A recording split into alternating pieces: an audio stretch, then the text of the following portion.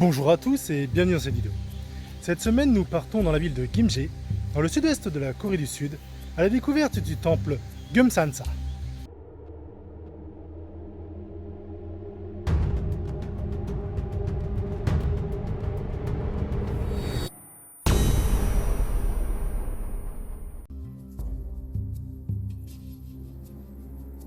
Le plus simple pour vous rendre au temple, c'est d'aller au terminal bus Nambu à Séoul, prendre un bus jusqu'à Jeonju, et une fois arrivé à Jeonju, prendre le bus numéro 79 qui passe par le terminal de bus et qui a un terminus jusqu'au temple.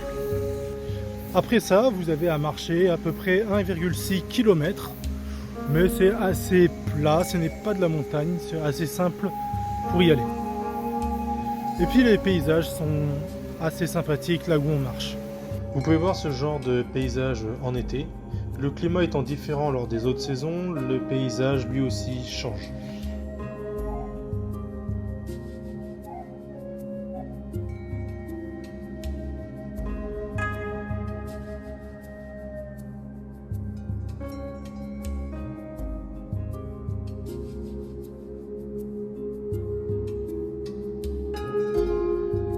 Vous pouvez également voir cette pagode sur ce qu'il semble être une forteresse, puisque le temple a servi lors de la première campagne militaire japonaise en 1592.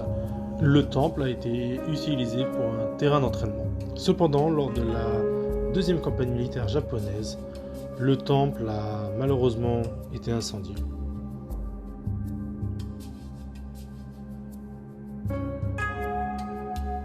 La visite du temple vous prendra environ 1h30 pour tout voir.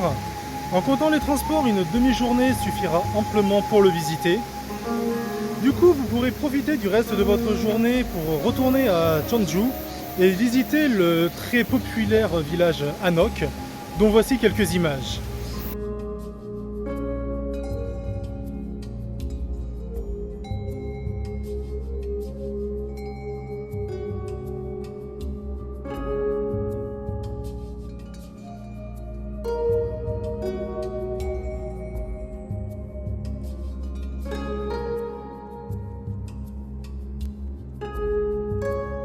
Vous pouvez commencer la visite en apercevant deux pagodes abritant chacune 4 statues servant à protéger le temple et ses moines.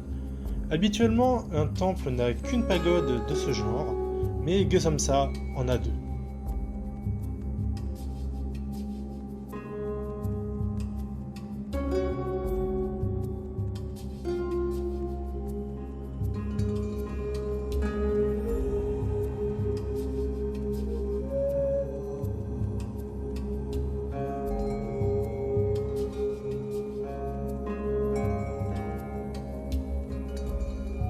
Après cela, vous apercevrez directement sur votre gauche une pagode habituelle des temples, abritant un tambour, une cloche et une sculpture de dragon.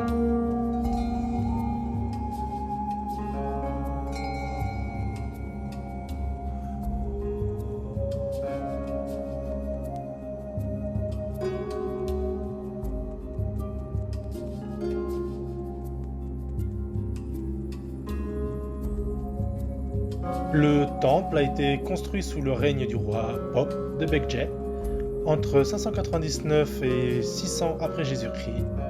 Par la suite, il a été reconstruit et considérablement agrandi de 722 à 766. Puis finalement, il a été reconstruit en 1635 après avoir été détruit par les premières invasions japonaises.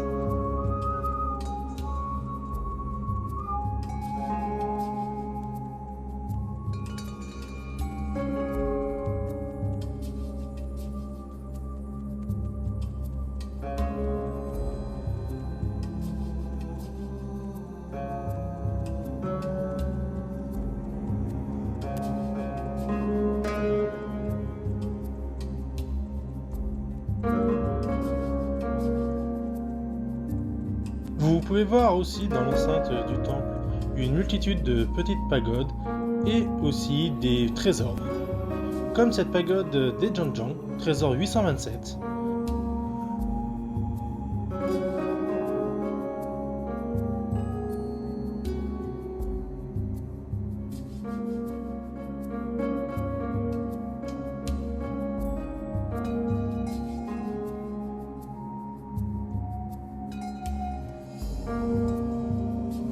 avec devant une lampe en pierre appelée lampe de l'illumination, trésor 828. Également ce Noju, trésor 22.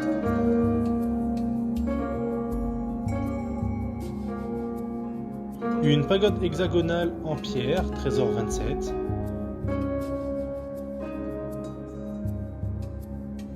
Un piédestal en pierre en forme de lotus, trésor 23. Une pagode en pierre à 5 étages, trésor 25. Et également Mirokju, trésor national numéro 62, qui abrite en son sein la plus grande statue de Bouddha debout en intérieur du monde, qui fait 12 mètres de haut, avec à ses côtés deux statues un peu plus petites de 8,80 m de haut.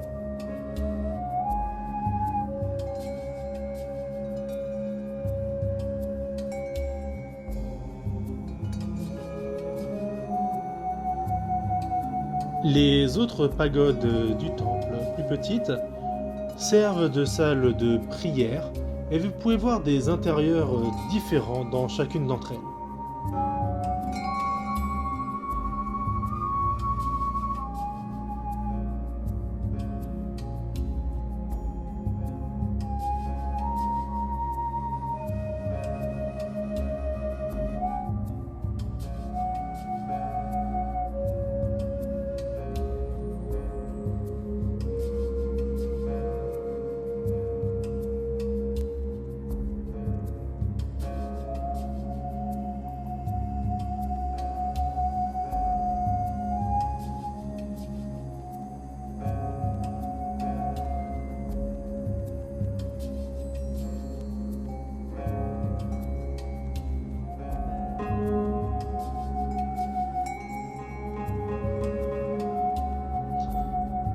Aussi, certaines de ces pagodes ont de magnifiques portes gravées avec des fleurs dessus.